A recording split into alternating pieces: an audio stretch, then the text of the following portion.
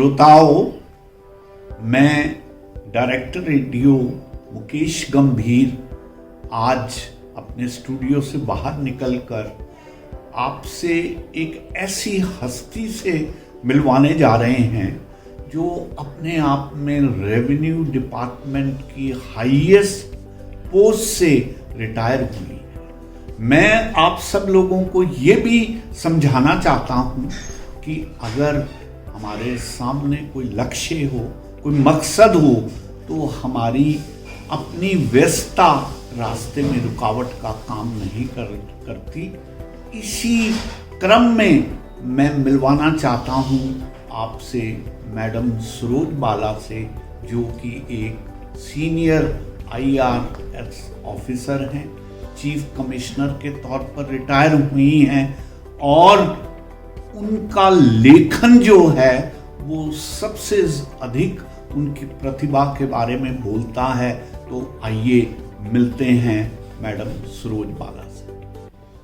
सरोज बाला जी, आपका रेडियो बूज में बहुत बहुत स्वागत है, खैर मकदम है। हम आपका आभार व्यक्त करते हैं कि आपने समय निकाला हमसे बातचीत करने का। मैडम सरोज, बहुत पिछले लगभग 3-4 साल से आपकी पुस्तकों की चर्चा सुनने को मिली है, चाहे अखबार हो, चाहे उस पर बनी डॉक्यूमेंट्री फिल्म हो या टीवी पे चर्चा की बात हो। हालांकि मेरा मानना है कि ये पुस्तकें बहुत साधारण टाइटल के अंतर्गत आपने प्रकाशित करी हैं और सैकड़ों ऐसी पुस्तकें हमें और भी मार्केट में देखने को मिलती हैं, लेकिन क्या वजूहात है कि इनकी चर्चा इतनी अधिक हुई है? और जहां तक मैं समझता हूं कि रेवरेंड अब्दुल कलाम जी ने भी बहुत खैर मकदम के साथ इन पुस्तकों को कॉम्प्लीमेंट दिए हैं। तो सबसे पहले तो मैं चाहूँगा कि मेरे ऑडियंस को आप इन पुस्तकों के बारे में आप अपने हाथ में उठा के जरा दिखाइए कि ये कौन सी पुस्तकें हैं और कब आपने इनका लेखन किया। देखिए, APJ अब्दुल कलाम जी ने सिर्फ खैर मकदम नहीं किया जी, उन्होंने तो मुझे इंस्पिरेशन भी दी, गाइडेंस भी दी। Very good. वास्तव में मुझे ये एक्नॉलेज करना ही चाहिए और मैं करती हूँ, हर पुस्तक मेरी उन्हीं को डेडिकेटेड होती है जी, कि उन्होंने बताया कि भारत का इतिहास या तो लेफ्टिस्ट है जी, या राइटिस्ट है जी। जब तक हम इतिहास में शेयर्ड प्राइड नहीं जनरेट करते जी, और अपनी ऐतिहासिक घटनाओं की सच्चाई नहीं जानते, तब तक हम उज्जवल भविष्य का निर्माण नहीं कर सकते। जी। तो उन्होंने, मैं बहुत लकी थी, मैं जब वो प्रेसिडेंट थे 2007 में सबसे पहले इस विषय पे मैंने कुछ आर्टिकल लिखने शुरू कर दिए थे जी, तो उन्होंने कहा था जी, कि इस विषय पे काम करने की आवश्यकता है जी। और मेरा तो मन पहले ही इस विषय में डूबा हुआ था जी, तो जी, मैं इसमें लग गई जी। 10 जनवरी 2011 में जी, मैं उनसे मिलने गई कि मैंने कुछ करा है इसके ऊपर। तब मैं रिटायर हो गई थी जी, चीफ कमिश्नर, डायरेक्टर जनरल होने के बाद मेंबरशिप भी दी थी, बल्कि रिटायर हो गई थी। राइट। तो मैंने उनको कहा कि आप मुझे कोई भी समय दे दीजिए, किसी भी डेट में, मगर मेरे पहले सेमिनार का उद्घाटन आप द्वारा भाषण आप करिए। जी। तो उनके PA ने मुझे कहा 5 मिनट से अधिक मत लगाइए, लाइन बहुत लंबी है। जी। मैंने कहा ठीक है। तो मैं गई और मैंने उनसे पूछा, सब्जेक्ट बताया, तो उन्होंने कहा बैठ जाइए आराम से। मैं कब से सोच रहा हूँ कि कोई हमारे प्राचीन इतिहास को जी, तथ्यों और साक्ष्यों, प्रमाणों के साथ बताए, क्या बात, ताकि हम सच जाने और हमारा उसमें शेयर्ड प्राइड हो। और उन्होंने बिल्कुल साफ मुझसे ये कहा कि भारत की वैदिक सभ्यता या हिंदू सभ्यता बहुत पुरानी है जी, हजारों हजारों वर्ष पुरानी है। जी इस्लाम या क्रिश्चियनिटी या जैनिज्म या बुद्धिज्म या सिखिज्म बहुत बाद में आए हैं। जी तो उसके बारे में बताना चाहिए, जानना चाहिए। ऐसे ऐसे खोज करी जा सकती है, आपने क्या किया है बताइए। तो मैंने फिर एक्सप्लेन किया कि जो मैं लिखना चाहती हूँ और जो मैंने अभी तक पढ़ा है या फिर मैंने बाद में पुस्तकों में लिखा है जी, वो मैं ये जानना चाहती थी कि ऋग्वेद, रामायण, महाभारत सब हमारा इतिहास है या वो कल्पना है। तो ये जानने के लिए पूरी कहानी तो पहले लिखनी पड़ेगी। जी जी, ये भी जानना पड़ेगा कि वो किसकी ओरिजिनल है। निकल के आया कि हम अगर ऋग्वेद की रचना की बात करते हैं तो वहां भी ग्रहों नक्षत्रों की स्थितियां दी हैं जी, जिनसे हम आधुनिक प्लानिटेरियम सॉफ्टवेयर का यूज करके कुछ एग्जैक्ट डेट्स निकाल सकते हैं। ठीक है। इसी तरह ओरिजिनल रामायण तो एक ही है, वो वाल्मीकि द्वारा रची गई है। वाल्मीकि जी ने जब उसकी रचना की तो हम सबको मालूम है कि वो राम जी के लाइफ टाइम में की। जी, उन्होंने कहा मैंने रचना किया, उन्होंने लिखना नहीं कहा। रचना करके उन्होंने लव कुश को कंठस्थ करवा दिया जी, और कहा कि आप अब अगली जनरेशन को पहुंचाओ। जी, उन्होंने जाके राम दरबार में गाई, हमें सबको मालूम है। जी, तो उसके बाद 300 से अधिक संस्करण लिखे गए, जैसा कि आपने सत्य कहा कि मार्केट में इतनी और क्यों Yes, लिखी, इसमें क्या फर्क है, लोग क्यों पढ़े। बिल्कुल।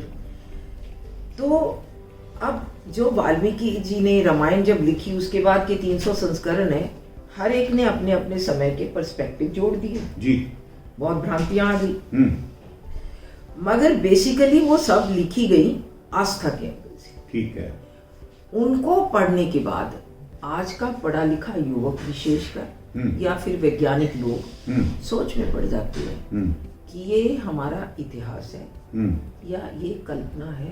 क्या काल्पनिक कहानी वाल्मीकि जी ने रचना की, जिसको आगे लोग फिर रचते गए और जो उनके मन में आया बदलते गए समय के अनुसार। जी, तो ये जानने के लिए एक रिसर्च मेथोडोलॉजी बनाई गई ओके, जो डायरेक्टली डॉक्टर एपीजे कलाम की गाइडेंस और इंस्पिरेशन के अंदर बनाई गई। ओके, जब उन्होंने 10 जनवरी को मुझे 1.25 घंटे का सेशन दिया ओके, कि वाल्मीकि रामायण ही ओरिजिनल रामायण है, पहले तो ये प्रूव किया गया। जी, बाकी सब किसी रामायण का नाम रामायण नहीं है, रामचरितमानस है, रामोत्तारम है, गोविंद रामायण है, कुछ भी है। ठीक है। मगर हम उनको रामायण क्यों कहते हैं? क्योंकि ओरिजिनल रचना तो वाल्मीकि जी ने करी, Right. उस पे आधारित है।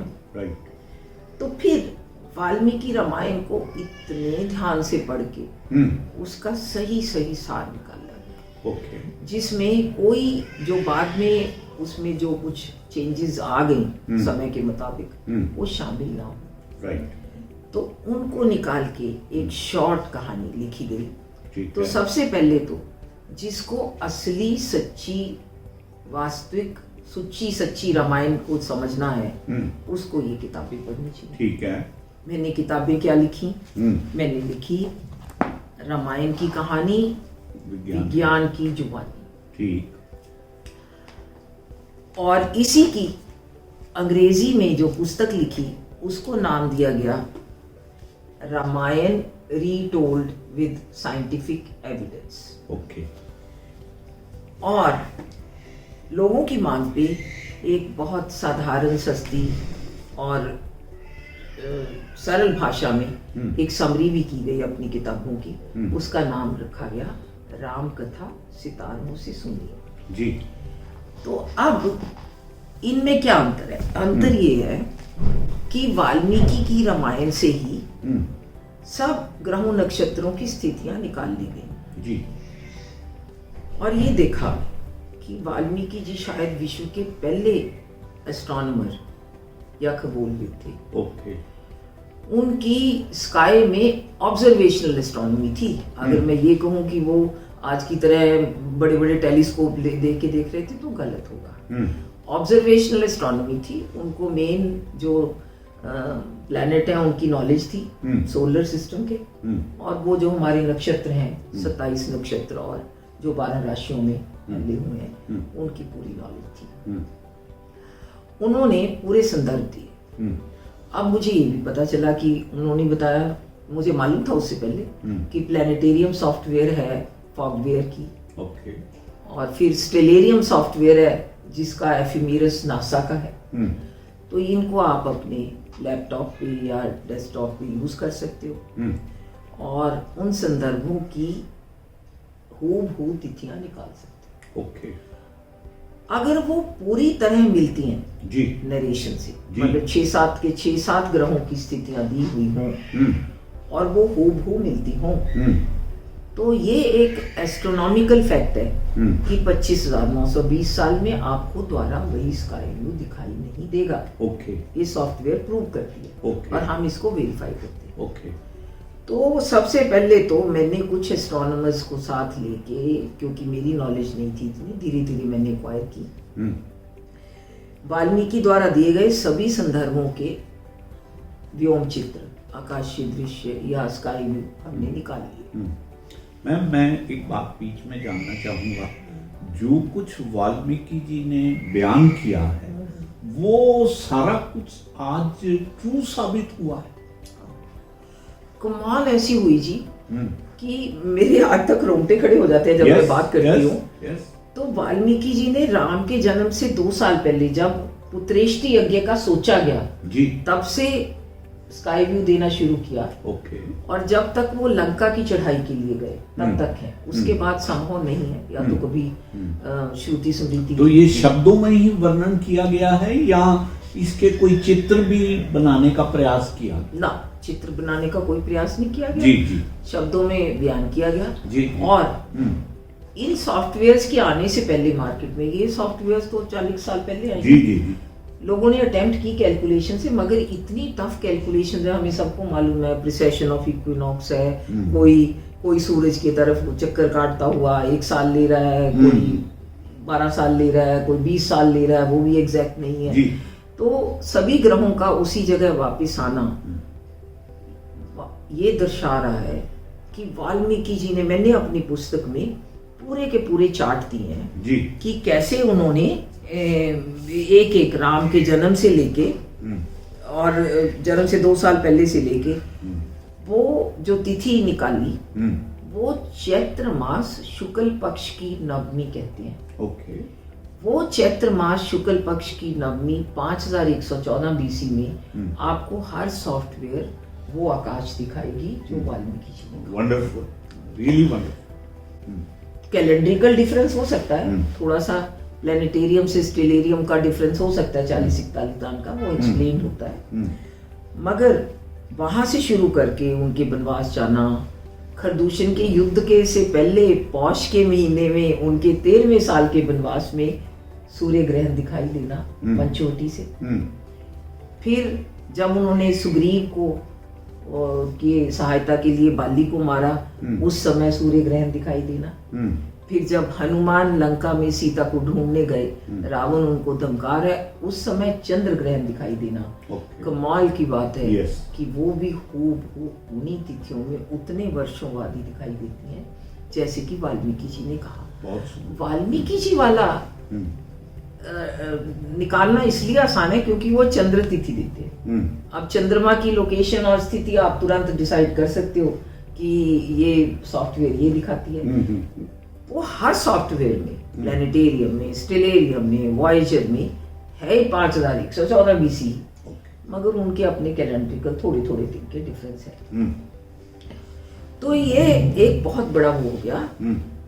कलाम साहब का ये कहना था कि एक बार ये निकल आते हैं तो इस तिथि को कोई चैलेंज नहीं कर सकता। ठीक बात है, क्योंकि ह्यूमन बीइंग्स अभी सीखे नहीं है। यस, सितारों और प्लैनेट्स की रास्ता बदलना ना वो कर सकते हैं अभी। तो इसलिए ये तिथिकरण सबसे ज्यादा महत्वपूर्ण होगा। मेहनत करते गए मैं और स्काई व्यू ऐड करते गए, बहुत सेमिनार किए, बहुत बड़े बड़े खगोलविदों को विश्व भर से बुलाया, गलतियां सुधारी, फिर उसके बाद किताबें लिखी जी। उसके बाद फिर सवाल पैदा हुआ कि अगर सेतु, अगर हमारा 5114 बीसी आता है, इसका मतलब 7100 वर्ष पुराना रामायण का किस्सा हुआ जी। तो अगर सेतु उस टाइम वॉकेबल लेवल में नहीं है, कौन मानेगा? फिर वो भी किया, national institute of oceanography Goa भी गए, सेतु पे भी गए, देखा सेतु 9.5 फुट गहराई पे डूबा हुआ है। अच्छा। और national institute of oceanography Goa भी और नासा भी ये कहते हैं कि आज से 7000 साल पहले यहाँ का वाटर लेवल 3 मीटर नीचे था, 9.5 पौने 10 फुट के करीब। तो ये भी कमाल हो गया। यस। और मजेदार बात ये हुई कि जब सेतु को देखने गए और सेतु के अनेकों चित्र देखे और वाल्मीकि रामायण को पढ़ा, तो पता चला कि ये कोई ये नहीं है भी पुल बना दिया पानी के ऊपर। वो तो पहले ही शैलो वाटर्स थे, वो 7000 साल पहले, और अब भी एक नीचे लैंड लिंक है इंडिया और लंका के बीच में, बस थोड़ी गहराई ज्यादा है। वो रनिंग चेन है और बरेती टापू पहाड़ी की। तो राम सेतु जो है वो वाल्मीकि के अनुसार 5 दिनों में 5 जगह भरा गया। ओके। वो कायदा बताते हैं कि कैसे क्या क्या पत्थर चट्टाने वहाँ सागवान चंदन वगैरह के वृक्ष ला के उनसे भरी गया, साइड में बाउंड्री पकड़ के। कमाल ये हुआ कि एक थोड़ा सा 200-250 मीटर का पोर्शन धनुषकोटी से और उसी तरह तलाई मनास श्रीलंका की तरफ से वो अभी इंटैक्ट है। ओके। बीच वाला हिस्सा जो भी बना था वो बह गया, और ये शैलो है, वही गहराई इनकी बस 3 फुट 9.5 फुट से 40 फुट के करीब है बस, या आप कहें 3 मीटर से 10 मीटर तक गहराई है। तो ये अब ये भी प्रूव हो गया कि राम सेतु जो है वो फिल किया गया, जो वाल्मीकि ने रचना कही उसी मुताबिक 5 हिस्से उसके भरे गए, बीच वाले बह गए।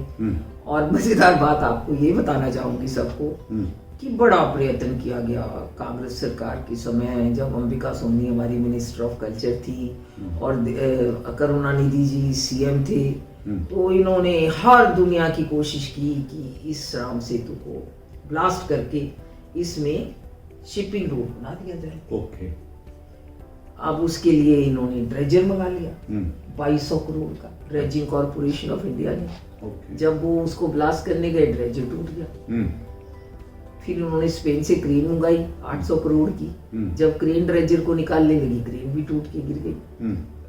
फिर रशिया का इंजीनियर आया ये देखने भी ऐसा क्यों हुआ जो सुपरवाइज करने, तो वो बेचारा गिर गया, उसकी टांग में फ्रैक्चर हो गई। Very interesting. तो मैं ये इंटरेस्टिंग बात आपसे इसलिए शेयर करना चाहती हूँ, जी। ये किसी छोटे आदमी ने नहीं लिखी, ये सुब्रमण्यम स्वामी ने अपनी किताब राम सेतु में लिखी, और राइट टू इंफॉर्मेशन में प्रेसिडेंट ऑफ इंडिया से इंफॉर्मेशन लेने के बाद लिखी। तो अब जो तो आस्था वाले लोग हैं वो कहते हैं जी अरे देखो राम का करिश्मा, और जो विज्ञान वाले लोग हैं वो कहते हैं ये तो बुरा ही था, हमने तो पहले कहा था ना तोड़ो। क्योंकि जो ये सेतु है उसके जो नॉर्थ वाला हिस्सा है खाड़ी बंगाल वाला, उसकी सतह ऊंची है, जो इंडियन ओशन वाला हिस्सा है उसकी सतह नीची है। तो जैसे ही ड्रेजर इधर खड़ा होगा तो वो उसके साथ ही चला जाएगा, ब्लास्ट करने लगेगा। अगर दूसरी तरफ खड़ा करोगे तो वो सब डिपॉजिट ऊपर आ जाएगा। तो ये मिसएडवेंचर था जो फेल हो गया। पब्लिक को कोई ये थोड़ा ही बताता है कि मिसएडवेंचर था, पब्लिक को तो पॉलिटिक्स पता चलता है भी वो तोड़ रहे थे जी, फिर वो रोक लिया जी उन्होंने, ऐसा चलता है। तो सच्चाई है, वास्तव में ये कनेक्शन है, लैंड कनेक्शन है, और इसको ब्लास्ट करके तोड़ना इम्पॉसिबल कुछ नहीं है, मगर बहुत मुश्किल और बहुत महंगा काम है, इसीलिए उसको अबेंडन कर दिया गया। तो फिर सवाल पैदा हुआ भी धनुष्मान थे जी, चूड़ामणि थी, रिंग थी, सब प्रूफ कहाँ है? फिर आर्कियोलॉजी सर्वे ऑफ इंडिया की बहुत रिपोर्टें ली गई, कौशल देश में से ही, लौरा देवा से, और पूरे इस एरिया में कुनाल से, राखी गढ़ी से हमें बहुत सी चीजें मिली जो 7000 साल पुराने एरोहेड रिंग भी मिली जी, चूड़ामणि या मोतियों की माथे की हाँ, वो अबोर्शन भी जो हाँ मिले, और तिल, गेहूं, चावल, आम, अनार, साल, बड़, ये सब जो पेड़ रामायण में मेंशन है वो भी मिले। इन सब की चीजों की कार्बन डेटिंग इन्हें लगभग 7000 वर्ष पुरानी। तो ये एक और एविडेंस शामिल हो गई जी। मगर कलाम साहब तो कलाम साहब थे जी। जब मैं उनके पास ये सब लेके गई, उन्होंने कहा क्यों आपने वंशावली नहीं पढ़ी रामायण में? वाल्मीकि रामायण में कहा तो गया है कि जब उनकी शादी होने लगी सीता से तो वशिष्ठ ने राम की वंशावली पढ़ी। राम तो 64वें वंशज थे सूर्य वंश के राजा, और उधर जनक की वंशावली पढ़ी गई। तो मैंने कहा हाँ पढ़ी। तो उन्होंने कहा कि फिर आप इनको जेनेटिक स्टडी के साथ क्यों नहीं जोड़ते? क्या भाई मुझे तो पता भी नहीं था जेनेटिक स्टडी होती है कुछ, मैं बड़ी फ्रैंकली एडमिट करती हूँ। पूछने पे उन्होंने बताया कि एक genetic studies of world population का प्रोजेक्ट चल रहा है। अच्छा। वो सफरोजा ने पहले और कैनेडी ने बाद में उनके हेड हैं, मगर south Asia Estonian bio centre Tartu को दिया गया। टार्टू रशिया की बगल में है, तो वहाँ पे इसकी स्टडी अवेलेबल है, आप वहाँ कांटेक्ट करिए, देखिए जेनेटिक स्टडीज। तो मैं तो वो हर चीज करती थी जो वो कहते थे। मैंने ढूंढना शुरू किया, पता चला कि एक भारतीय ज्ञानेश्वर चौबे वहाँ ऑन डेपुटेशन है और इस प्रोजेक्ट पे काम कर रहे हैं। उनको बुलाया और उनका भाषण भी करवाया, उनके आर्टिकल भी लिए। तो देखिए कमाल हो गई। उन्होंने कोल, भील, गोंद। कोल कौन है? गू निषाद। भील कौन है? भीलनी। गोंद कौन है? सारे दंडक वन के वासी। वो ये ट्राइबल्स हैं। उनकी कॉम्प्रिहेंसिव स्टडी कर रखी थी और ये बताया कि 11,000 साल से ये लोग इंडिया में डेवलप कर रहे हैं। इनमें जेनेटिक इनफ्लो नहीं है, आउटफ्लो है। और इनके जीन्स वही हैं जो हमारी मेन लैंड पॉपुलेशन के हैं, जो हमारे क्षत्रिय, ब्राह्मणों, शूद्रों या बनियों के हैं। जी कमाल हो गया। तो जब देखा फिर तो बहुत कुछ पढ़ने को मिला कि और नॉर्थ इंडियन, साउथ इंडियन की जीन्स वही हैं। जिन्होंने इंडिया में मुस्लिम धर्म भी अडॉप्ट कर लिया उनके जीन्स भी वही हैं।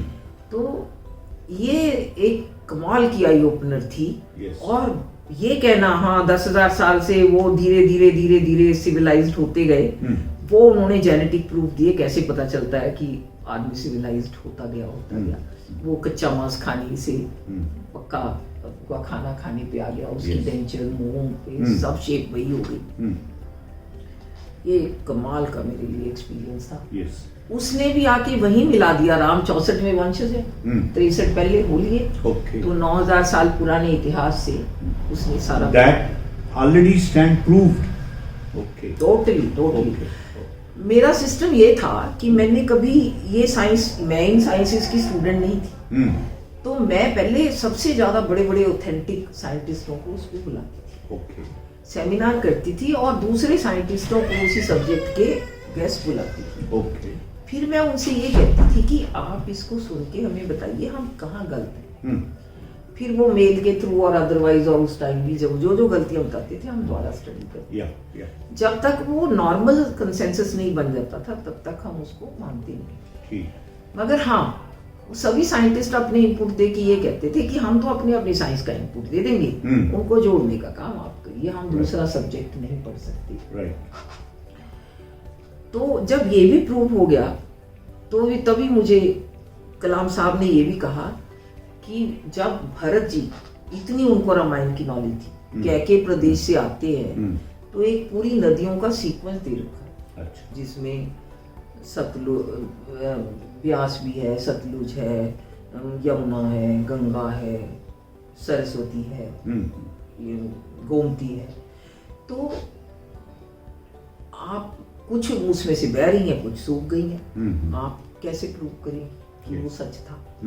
जाओ इसरो के पास। इसरो जोधपुर सेंटर इसकी स्टडी कर रहा। तो मैं इसरो जोधपुर सेंटर चली गई। मुझे बड़ा आसान था क्योंकि भगवान ने एक अच्छी जॉब दी थी। तो मैं चीफ कमिश्नर जोधपुर से रिक्वेस्ट किया कि मुझे जी आर शर्मा जो इसरो के हेड है जोधपुर के सेंटर के, उनसे मिलवा दें जी। तो मैं गई, मिली, उन्होंने कहा हम कर रहे हैं, हम उनके सेमिनार में प्रेजेंटेशन करते हैं। ठीक है। तो वो आए, उन्होंने प्रेजेंटेशन करी। मेरे लिए तो it was such a pleasant surprise जब उन्होंने वही सीक्वेंस पेश कर दिया जो वाल्मीकि रामायण में थी। उनको वाल्मीकि रामायण की नॉलेज नहीं। वो मैंने वाल्मीकि रामायण का श्लोक दिखाया उनके लेक्चर देने के बाद कि देखिए वाल्मीकि जी ने तो यही रख दिया। इन्होंने ये किया कि कुछ नदियां बह रही हैं, कुछ जैसे सतलुज है, सरस्वती की ट्रिब्यूटरी थी तो उन्होंने चित्र में दिखाया, या यमुना पहले सरस्वती की ट्रिब्यूटरी थी, उन्होंने चित्र के जरिए दिखाया, मगर सीक्वेंस वही का वही है। कोई बह रही है, कोई सूख गई, मगर उसका रिमोट इमेज प्रूव कर रहा है वहां नदी थी। तो उसने भी जाके मिला दिया। जियोलॉजी सर्वे ऑफ इंडिया को मैंने कांटेक्ट किया, बोल दिया साहब वर्ल्ड वाइड एक्नॉलेज थे। उन्होंने प्रूव किया कि बिल्कुल ये 8000 साल पहले ये मल्टी रिवर था, सरस्वती बह रही थी और ये सच है और इसके रेफरेंस बिल्कुल सही है।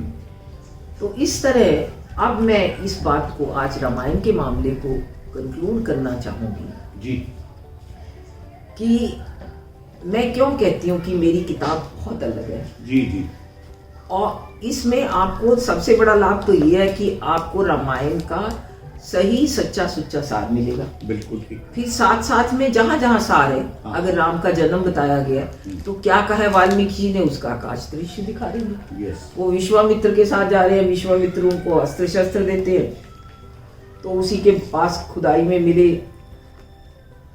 शस्त्रों के चित्र भी दिखाएंगे, एविडेंस भी देंगे, आर्कियोलॉजिस्ट का नाम भी देंगे।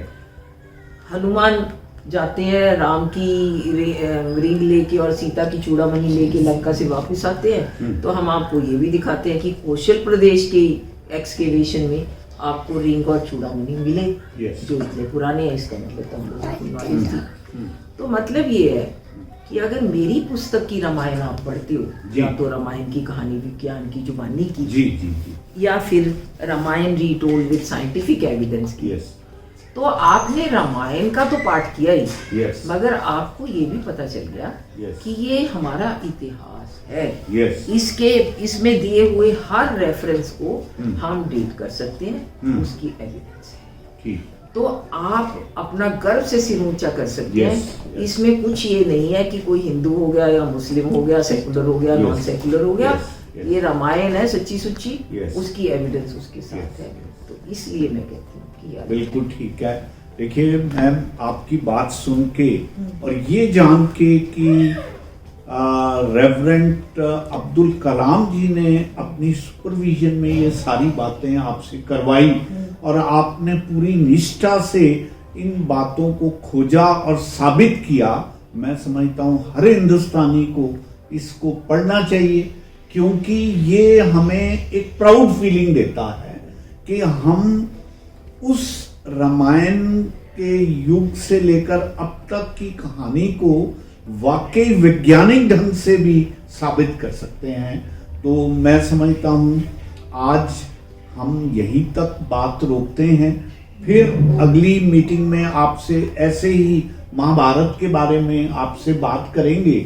और मेरा मानना है कि मैं आज एक नई आस्था के साथ, एक नई श्रद्धा के साथ और एक नए भाव के साथ कि I am a proud citizen of that India जहां पंडित ज्ञानी और विद्वान महर्षि वाल्मीकि जी हुए हैं, उसके हम देश में पैदा हुए हैं जिन्होंने इतने वैज्ञानिक ढंग से इस ग्रंथ की रचना की। आपकी परमिशन से एक सेंटेंस जी जी जरूर। वो ये कि ये किताब ये भी प्रूव करती है कि हम 7000 वर्ष से रामायण के समय से आज तक वही वैदिक भारतीय हैं। ये कैसे प्रूव करती है? क्योंकि आपको पूरे के पूरे चित्र और एविडेंस जो किताब में मिलेंगे आजकल भी वैसे हैं। जो धनुष्मान है, अगर वो जो भी ट्राइबल एरिया और रूरल एरिया जगह जगह यूज होती है, हमारी आर्चरी हमारे बड़ा अच्छा आर्ट माना जाता है, वो वैसी है। जो गहने रिंग चूड़ामणि या और तरह की वो वैसी है जी जो मटके या कोई और चीजें मिली वो वैसे हैं जो पेड़ पौधे मिले वो भी वैसे हैं और रीति रिवाज वैसे है। Yes. देखिए Yes. आज भी जब शादी होती है तो बेटे की और बेटी की वंशावली पढ़ी जाती है। बिल्कुल तो आज भी जैसे दशरथ का दाह संस्कार किया गया जिस प्रकार वहां बताया हुआ उसी तरह किया जा रहा है। बहुत अच्छी। मैं अगर भगवान ने मुझे मौका दिया जी। मैं एक और किताब लिखूंगी जी, जिसमें मैंने ऐसी 56 चीजें इकट्ठी कर रखी हैं। ओके। आर्कियोलॉजी वालों ने निकाली हैं। जी उनकी डेट पिछले 7,000 वर्ष से आज तक आती है। वो 7,000 वर्ष पुरानी भी मिली, हाँ। 5,000 वर्ष पुरानी की भी कार्बन डेटिंग है उन्हीं चीजों की। जी। 4,000 भी, 3,000 भी, 2,000 भी वो आज भी है। जी, जी। जैसे शिवलिंग, जी। जैसे स्वास्तिक, Yes. जैसे ओम, यस इतनी चीजें हैं यस कि हम वही के वही भारतीय हैं। हाँ। पता नहीं क्या पढ़ा दिया हमें। Yes. क्या हमने पढ़ लिया Yes. कि कोई Yes. हड़प्पन थी। कौन Yes. हड़प्पन? पहला Yes. हड़प्पा डिगुआ तो हड़प्पन Yes. नाम दे दिया। Yes. वो नाम तो वैदिक ही रहेगा Right. क्योंकि बदले ही नहीं हम। Yes. सभी हिंदुस्तान के 3200 साइट से आपको मिलती हुई चीजें मिलती हैं। यस गंगा एरिया में भी, सरस्वती में भी, सिंधु में भी। Yes. मगर हम उसको इंडस सिविलाइजेशन ही कहते हैं Yes. क्योंकि इंडस अब इंडिया में है। यस उसको सरस्वती गंगा नहीं कहते पढ़ने वाले। Yes. पता नहीं हमारे क्या कॉम्प्लेक्सेस रहे हैं। Yes. भगवान जाने क्या रहे हैं। Yes. ये मगर झूठा इतिहास पढ़ाने से हमें बहुत नुकसान होगा। Yes. बहुत नुकसान होगा Yes. क्योंकि सच्चे इतिहास के ऊपर ही जैसे वो कलाम साहब कहते थे Yes. कि जब आप अपनी पास्ट की वास्तविकता जानते हो तो असली फ्यूचर का निर्माण कर सकते हो। एग्जैक्टली तो इसलिए मैं ये कहना चाहूंगी कि ये हमारा इतिहास है जी और ये वैदिक सिविलाइजेशन ही 9,000 साल से चली आ रही है। यस और आपके पास सारी रीति रिवाजों, मेरी एक फ्रेंड ने लिखा रीति रिवाज ऋग्वेद से लेके आज तक Yes. वही है। बिल्कुल 16 संस्कार वही है। ओके तो हम तो वही इंडियन है और ये जो प्रूव करती है। आप इसलिए रामायण भी पढ़िए, यस प्रूफ भी देखिए, जी अपने रीति रिवाज भी देखिए Yes. और गर्व से अपना सिर ऊंचा करिए कि कोई एरियन बाहर से नहीं आए। Yes. वो कल्पना थी, बिल्कुल वो गई, उसकी कोई Yes. एविडेंस नहीं Yes. है। हम तो 9,000 साल से वैदिक इंडिया में यस आगे बढ़ रहे हैं, Right. उसकी प्रोग्रेस कर रहे तो audience I just want to let you no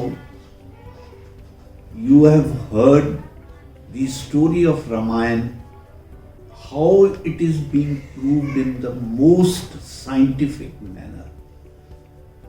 Simultaneously, I want to convey to you that Madam Suroj Bala remained very, very busy in his post. The post is like that.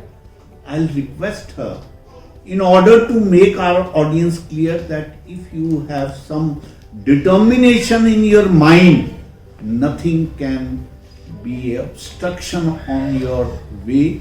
I would request you to please briefly tell our audience your career profile, when it started, where it ended. Let it be a brief story only, just to make our audience understand that it was the lakshya which was kept in mind and you carried on with that lakshya in your mind. And I am reminded of one ashar by some prominent शायर कि जब से चला था मंजिल पे मेरी नजर थी, मैंने मील के पत्थर फिर नहीं देखे। तो आप प्लीज अपना ब्रीफ कैरियर के बारे में डिटेल बताइए। देखिए, मैं पंजाब के पटियाला डिस्ट्रिक्ट के एक बहुत छोटे से नगर नाभा से हूँ। जी वहाँ के सरकारी स्कूल में पढ़ते थे, उन दिनों तप्पड़ बीचते थे। वहाँ से ही मैंने हायर सेकेंडरी की, वहीं के कॉलेज से मैंने बीए करी। बहुत अच्छे टीचर हमें मिले थे जिनका आदर मैं आज तक करती हूँ। एमए की चंडीगढ़ से पॉलिटिकल साइंस में, यस आईएएस का एग्ज़ाम दिया Yes. तो इंडियन रेवेन्यू सर्विस में सिलेक्शन हो गई 72 में। यस ट्रेनिंग हुई, पोस्टिंग हुई। बहुत बढ़िया सर्विस है मेरी। लोग कुछ भी सोचते रहे यस क्योंकि अच्छाई बुराई तो इंसान में है, Yes. सर्विस में थोड़ा ही है। जी तो उसके बाद मैं इनकम टैक्स में बहुत सारी पोजीशन में काम किया, जी जिनमें कमिश्नर भी रहे, चीफ कमिश्नर भी रहे। सबसे बढ़िया पोस्टिंग मुझे आज तक NADT की डायरेक्टर जनरल की लगती थी जी, जिसमें मुझे बहुत कुछ नया अच्छा बढ़िया भला करने का मौका मिला। जी, फिर मैं मेंबर CBDT रिटायर हुई यस, और मेंबर CBDT होते हुए ही मैंने ये फैसला कर लिया था, क्योंकि ये मेरी जो एक institute of scientific research on Vedas थी, जिसको जो हमारे एक्स प्रेसिडेंट ऑफ इंडिया थे वेंकट रमन जी ने हैदराबाद में फ्लोट किया था एज बैटरी। राइट, तो वो फ्लोट की थी। उन्होंने मुझे कांटेक्ट किया था जब मैं मेंबर थी कि मैं नॉर्थ इंडिया चैप्टर फ्लोट कर लूँ।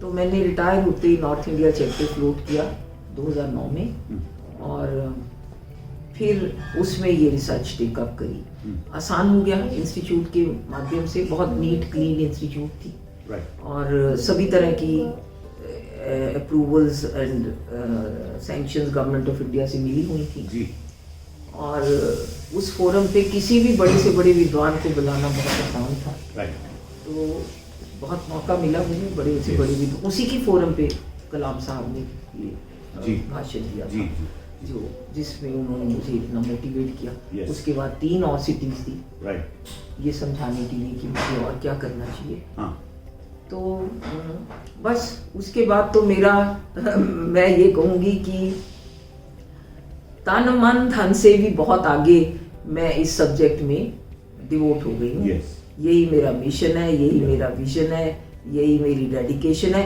लोग मुझे कहते हैं यही मेरा ऑब्सेशन है। यस, मैं 6 से 8 घंटे डेली इस पे काम करती हूँ, रिसर्च करती हूँ। यस, बड़े बड़े स्कॉलर्स के आगे जो साइंटिस्ट हैं स्टूडेंट की तरह बैठ जाती हूँ, उनसे सीखती हूँ, उनसे लेती हूँ और इनपुट लेती हूँ। लिखने के बाद भी उनसे वेरीफाई कराती हूँ कि कोई गलती तो नहीं हुई, राइट, क्योंकि साइंस है यहाँ। Yes, मैं yes. साइंस की स्टूडेंट नहीं थी बचपन में। राइट, तो इस तरह से मैं ये लिखती गई। रामायण की कहानी विज्ञान की जुबानी लिखी, फिर Ramayan retold with scientific evidence लिखी, फिर महाभारत रीटोल्ड विद साइंटिफिक एविडेंस लिखी, जी, फिर महाभारत की कहानी विज्ञान की जुबानी लिखी।